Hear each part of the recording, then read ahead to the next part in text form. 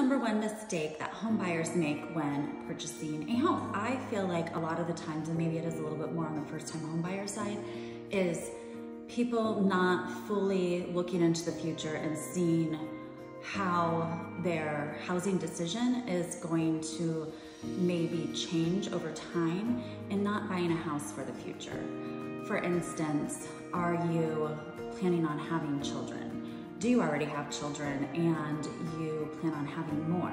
We see people buying a ranch home when they're starting off with 2 bedrooms on the main, and all of a sudden they've completely outgrown the house by the time they have their first child. Or they have a couple of children and they're not planning on having any more, but all of a sudden, a couple years down the road, they start to think about schools, and then it's a rush to move around based upon where they want to be at in a school district.